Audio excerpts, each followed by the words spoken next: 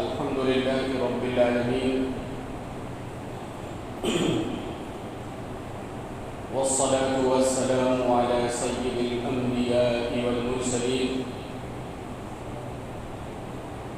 محمد وآله وأصحابه وأزواجه وذرياته وأهل بيته أجمعين وبارك وسلم تسليما كثيرا كثيرا أما بعد قال الله سبحانه وتعالى في كتابه العظيم أعوذ بالله من الشيطان الرجيم بسم الله الرحمن الرحيم ألف لام ميم أحسب الناس أن يتركوا أم يقولوا آمنا وهم لا يفتنون وقال الله سبحانه وتعالى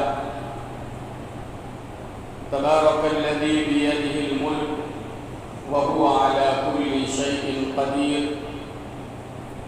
الذي خلق الموت والحياة ليبلوكم أيكم أحسن عملا صدق الله العلي العظيم.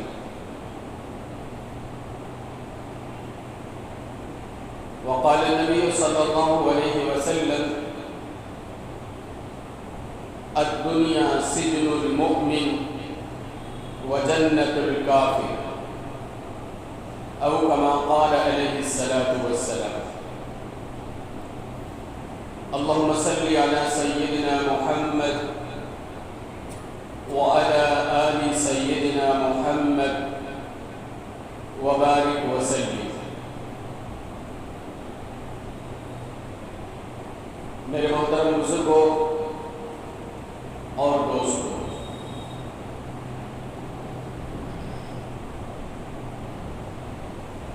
قرآن مجید میں اللہ تعالیٰ کا یہ پاک ارشاد ہے، کیا انسان یہ سمجھتا ہے کہ وہ اللہ پر اور رسول اللہ پر ایمان لائے اور اس کو آزمایا نہ جائے، یوں ہی چھوڑ دیا جائے؟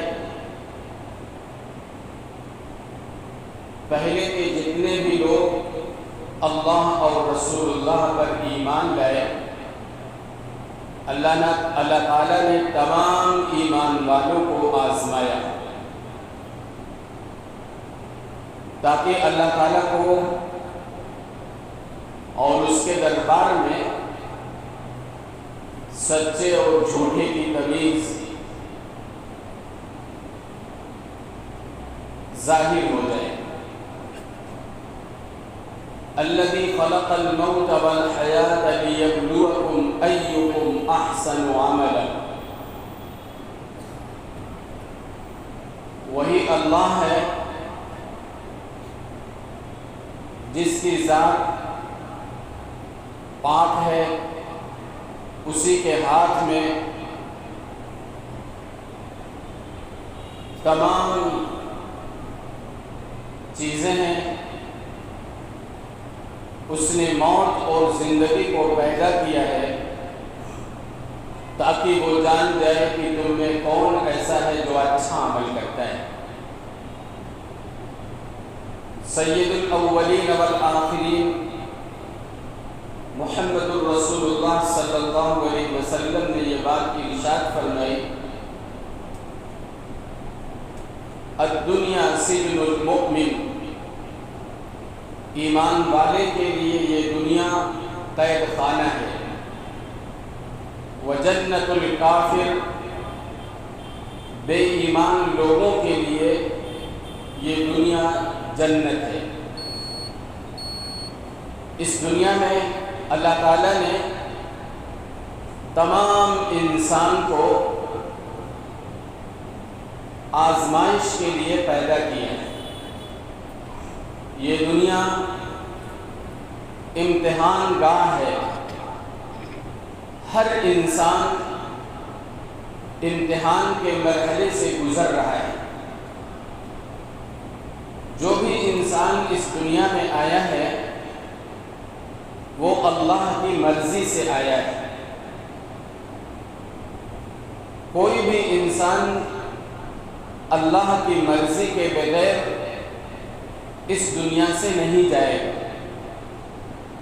تو بیچ کی جو زندگی ہے، پیدائش سے لے کر موت تک، اس 50 اور 60 سالہ زندگی میں انسان کو یہ اختیار نہیں ہے کہ وہ اپنی منمانی اور منچاہی زندگی گزارے۔ یہ دنیا اللہ تعالیٰ نے تماشا کرنے کے لیے نہیں پیدا کی کہ انسان اس دنیا میں تماشا کرے، تماشا دکھائے اور رخصت ہو جائے۔ اس دنیا کو اللہ تعالیٰ نے سیر اور سپاٹے کے لیے نہیں بنایا ہے کہ اس دنیا میں انسان گھومے، ٹہلے، سیر سپاٹا کرے اور چلا جائے۔ اس دنیا کو اللہ تعالیٰ نے قیام گاہ بھی نہیں بنایا ہے کہ اس دنیا میں انسان کھائے، پیے، سوئے، جاگے، چلا جائے۔ ایسی زندگی انسان کی زندگی نہیں ہوتی ہے، بلکہ ایسی زندگی جانوروں کی زندگی ہوتی ہے۔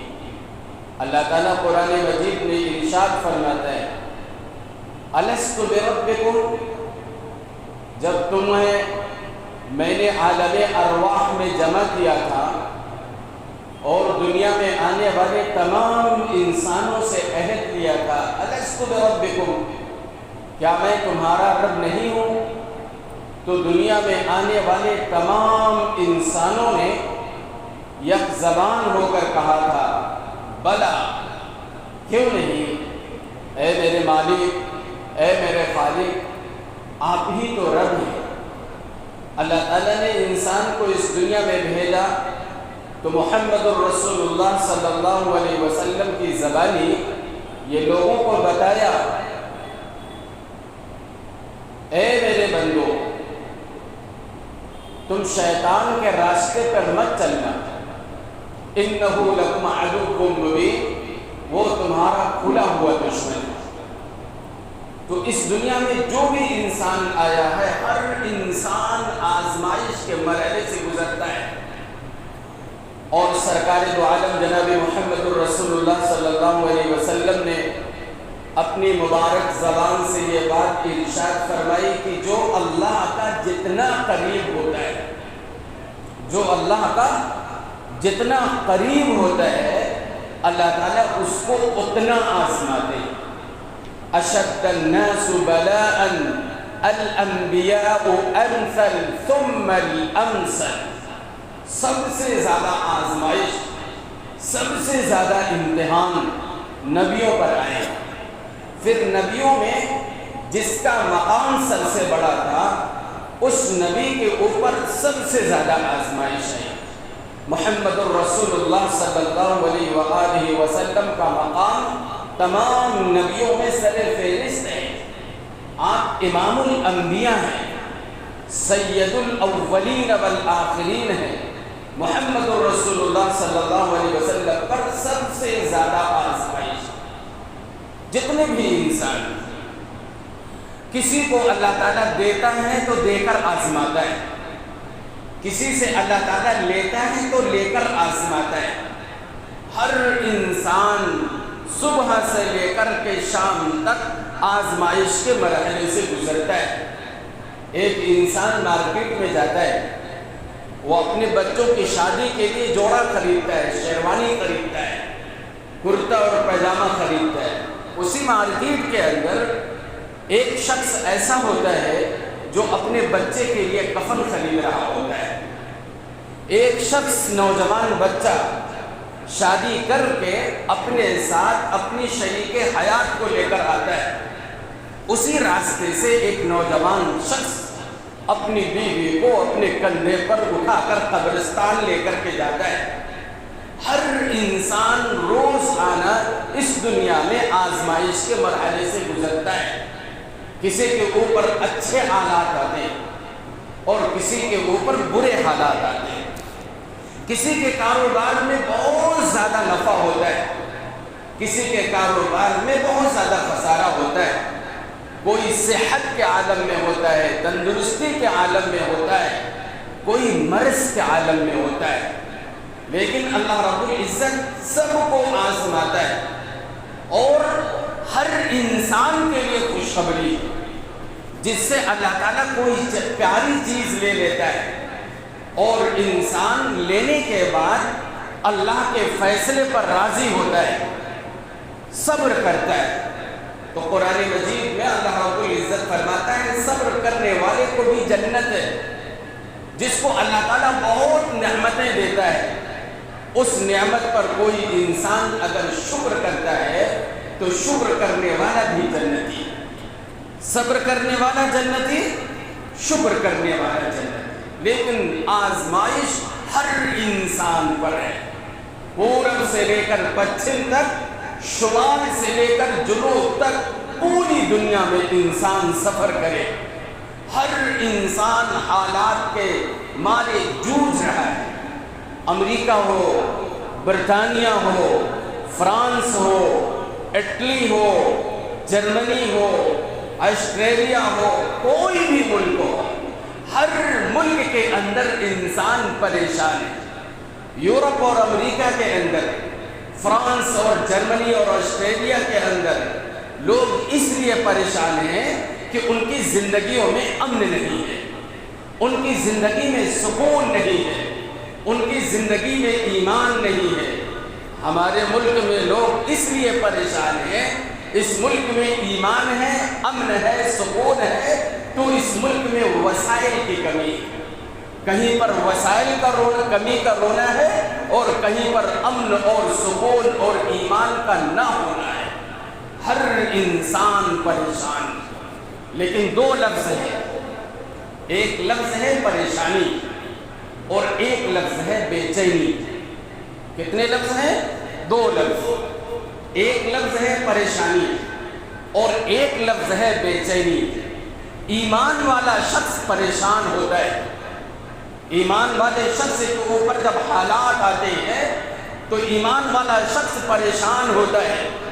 مسجد خطرے میں ایمان والا شخص پریشان ہوتا ہے، خانقاہیں خطرے میں ایمان والا شخص پریشان ہوتا ہے، قبرستان خطرے میں ایمان والا شخص پریشان ہوتا ہے، مسجد اقصی خطرے میں ایمان والا شخص پریشان ہوتا ہے، فلسطین جو قدس کی زمین ہے، انبیاء علیہم السلام کی سرزمین ہے، وہ خطرے میں، حرمین شریفین خطرے میں، گنبد خضرا خطرے میں، ایمان والا شخص کیا ہوتا ہے؟ بے چین نہیں ہوتا ہے، پریشان ہوتا ہے، پریشان۔ یہ ایمان والے کی زندگی میں پریشانی کا آنا یہ اللہ کی طرف سے ہوتا ہے۔ ایمان والا شخص بے چین نہیں ہوتا ہے۔ ایمانداری اور بے چینی دونوں آگ اور پانی۔ جس کی زندگی میں ایمان ہوگا، جس کی زندگی میں اللہ اور رسول اللہ کی محبت ہوگی، وہ بے چین نہیں ہوگا، وہ پریشان ہوگا۔ کیوں؟ اس لیے کہ ایمان والے شخص کو معلوم ہے، اللہ رب العزت قرآن مجید میں ارشاد فرماتا ہے تِلْكَ الْأَيَّامُ نُدَاوِلُهَا بَيْنَ النَّاسِ، تِلْكَ الْأَيَّامُ نُدَاوِلُهَا بَيْنَ النَّاسِ۔ اللہ تعالیٰ فرماتا ہے کہ ہم حالات کو بدلتے رہتے ہیں، ہم حالات کو بدلتے رہتے ہیں۔ تو جب بھی یہ زمین جس کے بارے میں اللہ تعالیٰ نے فرمایا حَتَّى إِذَا ضَاقَتْ عَلَيْهِمُ الْأَرْضُ بِمَا رَحُبَتْ، یہ لمبی چوڑی سرزمین جسے اللہ نے بنائی ہے، جب ایمان والوں پر تنگ ہو جاتی تو ایمان والا شخص پریشان ہوتا ہے اور یقین کرتا ہے مصرف الاحوال اللہ کی ذات ہے، مصرف الاحوال اللہ کی ذات ہے، وہ بے چین نہیں ہوتا ہے۔ اسی لیے اللہ کے نبی محمد رسول حدیث قدسی میں اللہ رب العزت نے فرمایا، جب اللہ رب العزت نے قلم کو بنایا، قلم کو پیدا کیا، تو قلم سے اللہ تعالیٰ نے کہا لکھ۔ قلم نے لکھنا شروع کیا، میرے مولا میں کیا لکھوں؟ قلم نے سب سے پہلا لفظ جو لکھا ہے، حدیث پاک میں اللہ کے نبی صلی اللہ علیہ وسلم فرماتے ہیں اس قلم کو اللہ نے حکم دیا لکھ، تو قلم نے لکھنا شروع کیا، لا الہ الا انا۔ اللہ تعالیٰ نے کہا لکھ، لا الہ الا انا، نہیں ہے کوئی معبود سوائے اللہ کے، اللہ ہی ہے جس کی عبادت کی جائے گی، اللہ ہی ہے جو شفا دینے والا ہے، اللہ ہی ہے جو مشکل کو آسان کرنے والا ہے، اللہ ہی ہے جو غریبوں کو اور امیروں کو نوازنے والا ہے، لا الہ الا انا۔ پھر قلم نے لکھا محمد رسولی، اللہ نے فرمایا لکھ محمد الرسول اللہ صلی اللہ علیہ وآلہ وسلم میرے بھیجے ہوئے آخری نبی، آخری رسول ہے۔ پھر اللہ نے اس قلم کو حکم دیا آگے لکھ، قلم نے لکھنا شروع کیا، من لم یستسلم بقضائی، اللہ نے کہا من لم یستسلم بقضائی، جو بھی انسان میرے قضا اور قدر کے فیصلے پر راضی نہیں۔ ایمان والا شخص جب ایمان قبول کرتا ہے نا تو وہ کلمہ پڑھتا ہے، کیا کلمہ پڑھتا ہے؟ کہتا ہے آمنت باللہ وملائکتہ وکتبہ ورسلہ والیوم الآخر والقدر خیرہ وشرہ۔ جو بھی حالات آتے اچھے ہو یا برے، جو بھی تقدیر ہو اچھی ہو یا بری، میں اس پر ایمان لاتا ہوں۔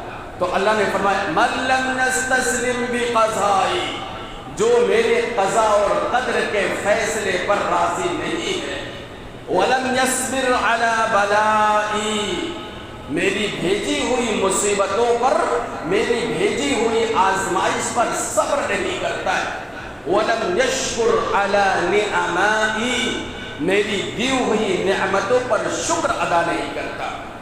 چار چیزیں اللہ نے ارشاد کی۔ اللہ تعالیٰ کی وحدانیت کا اقرار کرنا ہے کہ اللہ ہی کی ذات ہے جو نفع اور نقصان کے مالک ہے، محمد الرسول اللہ صلی اللہ علیہ وسلم اللہ کے آخری نبی، آخری رسول ہے۔ حالات جیسے بھی ہوں قضا اور قدر کے ہر فیصلے پر تسلیم کرنا ہے، جو بھی نعمتیں اللہ نے دی ہے اس نعمت پر شکر کرنا ہے۔ اگر کوئی انسان ان تمام چار چیزوں کو نہ مانے تو اللہ رب العزت نے حدیث قدسی میں بیان فرمایا فَلْيَتَّخِذْ رَبًّا سِوَائِي، کیا کہا؟ فَلْيَتَّخِذْ رَبًّا سِوَائِي، مجھے اللہ اگر نہیں مانتے، محمد الرسول اللہ کو آخری نبی نہیں مانتے، حالات پر صبر نہیں کرتے، دی ہوئی نعمتوں پر شکر ادا نہیں کرتے، فَلْيَتَّخِذْ رَبًّا سِوَائِي، میرے علاوہ کسی اور کو اپنا رب بنا لے، میرے علاوہ کسی اور کو اپنا رب بنا لے۔ تو انسان کے اوپر جو بھی حالات آئیں اس حالات پر انسان کو جمے رہنا ہے، ڈٹے رہنا ہے۔ حالات انسان پر کبھی اللہ کا عذاب بن کر آتے ہیں، حالات کبھی انسان پر اللہ کی طرف سے عذاب بن کر آتے ہیں۔ عذاب تو آخرت میں ملے گا نا، لیکن قرآن کہتا ہے وَلَنُذِيقَنَّهُم مِّنَ الْعَذَابِ الْأَدْنَىٰ دُونَ الْعَذَابِ الْأَكْبَرِ، بڑے عذاب سے پہلے چھوٹا عذاب ہوگا۔ حالات کبھی آتے ہیں انسان کے اوپر عذاب بن کر، اور کبھی انسان کے اوپر حالات آتے ہیں آزمائش بن کر۔ سوال یہ ہے جب بھی حالات ایسے پیدا ہو، عزت خطرے میں، آبرو خطرے میں، نماز خطرے میں، خانقاہ خطرے میں، قبرستان خطرے میں، قدس خطرے میں، اقصی خطرے میں، فلسطین، حرمین شریفین خطرے میں، کیسے پتہ چلے کہ یہ اللہ کی طرف سے ایمان والوں پر عذاب ہے یا اللہ کی طرف سے آزمائش؟ کیسے پتہ چلے؟ اس کے پرکھنے کا سب سے آسان طریقہ علماء نے جو بیان فرمایا، حالات کے پرکھنے کا آسان طریقہ کیسے پتہ چلے یہ اللہ کی پکڑ ہے، اللہ کا عذاب ہے یا آزمائش؟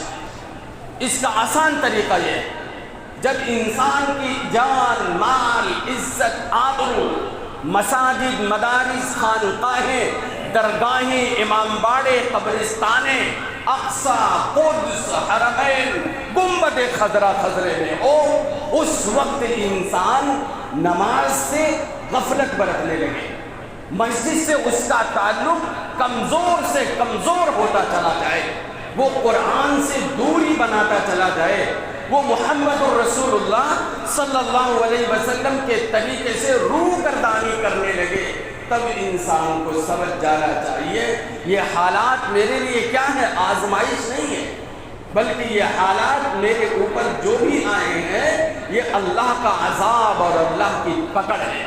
لیکن ایسے حالات اگر کبھی آ جائیں، اوقاف کے تعلق سے مسلمانوں کی زمین کو ہڑپ لینا اور مسلمانوں کو نماز پڑھنے سے محروم کر دینے کی پلاننگ بنانا، مسلمان مردوں کو قبرستان میں دفن کرنے کا اختیار ختم کر لینا، اس طریقے کے حالات کبھی آ جائیں، اس حالات پر انسان اللہ سے اپنا تعلق پہلے کمزور تھا اب مضبوط کرنے لگا ہے۔ پہلے وہ نماز صرف 5 وقت کی پڑھتا تھا، اب وہ 6 وقت کی نماز تہجد بھی پڑھنا شروع کر دیا۔ پہلے وہ قرآن کھولتا نہیں تھا، لیکن حالات خود خطر ہونے کی وجہ سے انسان قرآن کی تلاوت کرنا شروع کر دیا، وہ توبہ کر رہا ہے، وہ استغفار کر رہا ہے، وہ صدقہ دے رہا ہے، وہ خیرات کر رہا ہے، ماں کی نافرمانی کرتا تھا اب فرما برداری کرنے لگا۔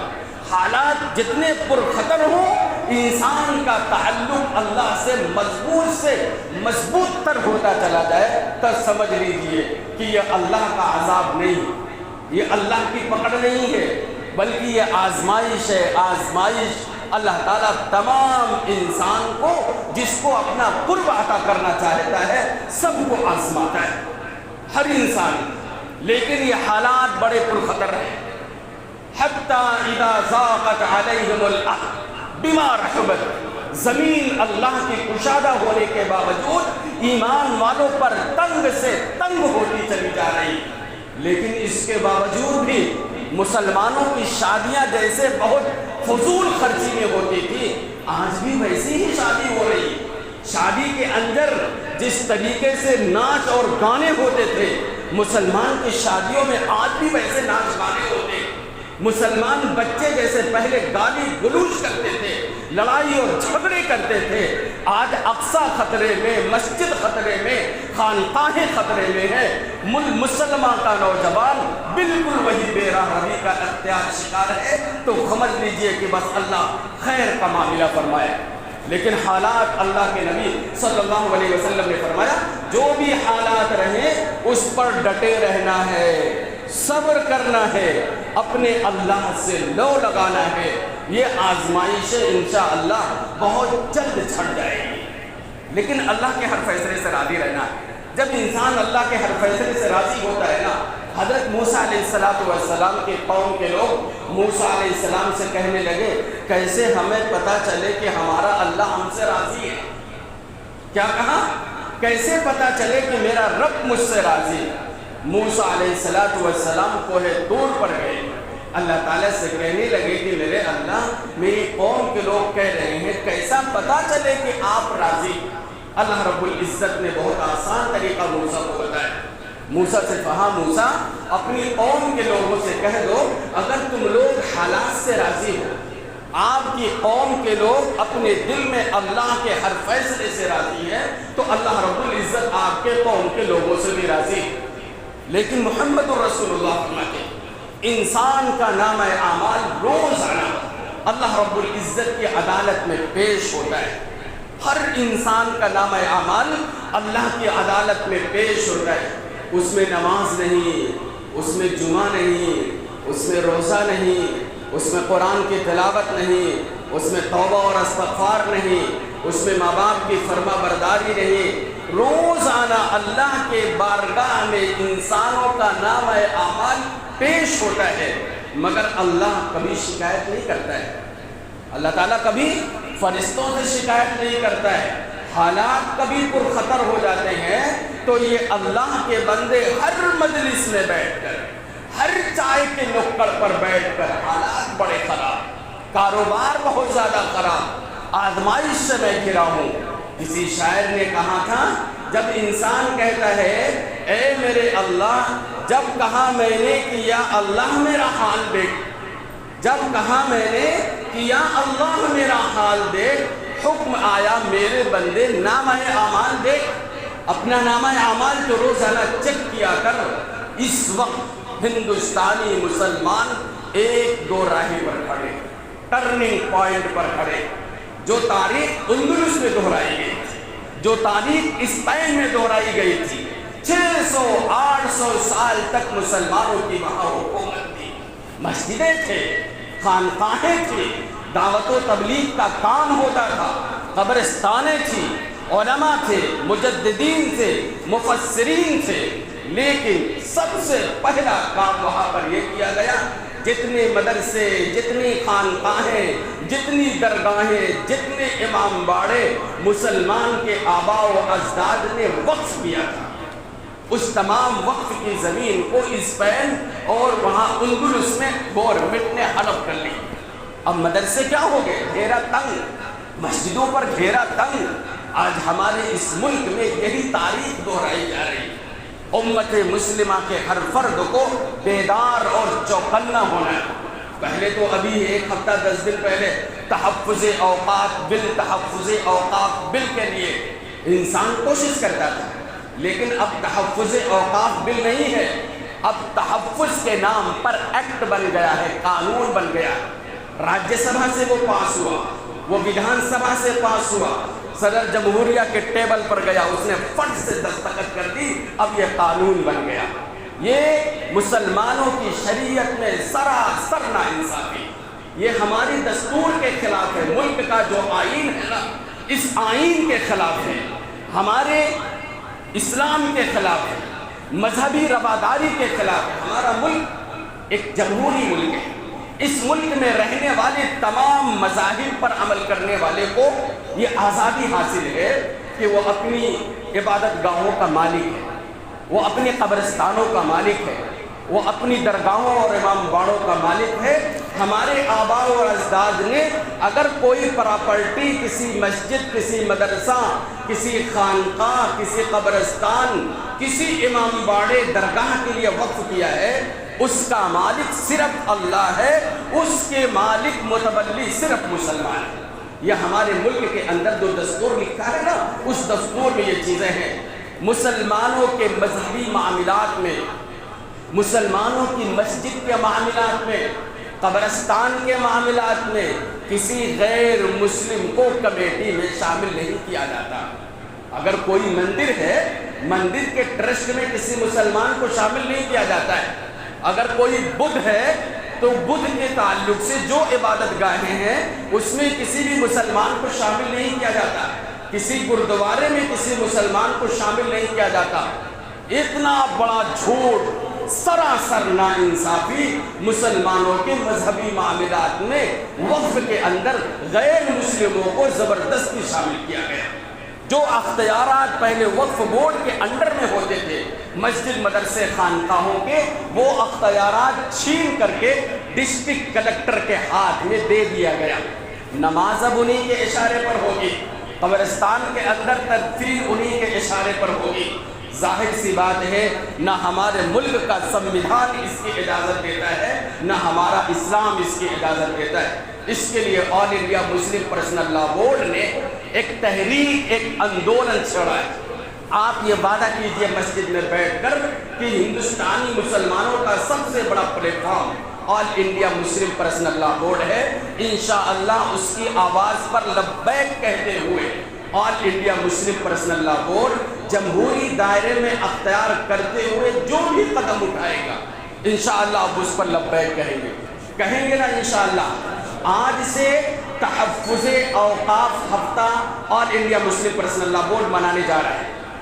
22 اپریل کو دہلی کے تال کٹورا اسٹیڈیم کے اندر مسلم پرسنل لا بورڈ کے اندر جتنے علماء اکابرین ہیں اور اسی طریقے سے غیر مسلم حضرات، سیکولر انصاف پسند جو غیر مسلم ہیں، ان کو لے کر 22 اپریل سے تال پٹورا اسٹیڈیم سے اس اندولن کی شروعات ہوگی۔ ہر شہر کے اندر، ہر صوبے کے اندر، ہر ضلع کے اندر جو ہمارا سنویدھان ہم کو پروٹیسٹ کرنے کی اجازت دیتا ہے، جمہوری طریقے پر رہتے ہوئے کشمیر سے کنیا کماری تک ایک اندولن چھیڑا گیا ہے، آپ کو اس کا حصہ بننا ہے۔ کریں گے نا انشاءاللہ۔ پھر ٹیبل میٹنگ اپنے ملک کے اندر جو اقلیتیں ہیں ان کو لے کر، برادران وطن کو لے کر کے بڑی بڑی ریلیاں، بڑی بڑی کانفرنس اور بڑی بڑی میٹنگ کی جائے گی۔ 30 اپریل کو ایک اہم میٹنگ اور ایک اہم پروگرام جو آل انڈیا مسلم پرسنل لا بورڈ کا ہے، 30 اپریل کو تمام مسلمانوں سے یہ درخواست کی گئی ہے، اپنے گھر، اپنے کارخانے، اپنی مسجدیں اور اپنی شاپ، جتنی بھی چیزیں ہیں، 9 بجے رات میں لائٹ گل کر کے یکجہتی کا، اتحاد کا، اتفاق کا مظاہرہ کرتے ہوئے آل انڈیا مسلم پرسنل لا بورڈ کی آواز کو مضبوط کرنے کے لیے کچھ منٹ کے لیے اپنی تمام پراپرٹی، گھروں، دکانوں کی لائٹ کو بند کر کے یکجہتی کا مظاہرہ کرنا ہے۔ کریں گے نا بھائی انشاءاللہ۔ انشاءاللہ گائیڈ لائن آپ کو ملتی رہے گی، مسجدوں سے اس کا اعلان کیا جائے گا۔ بیدار رہیے، چوکنا رہیے۔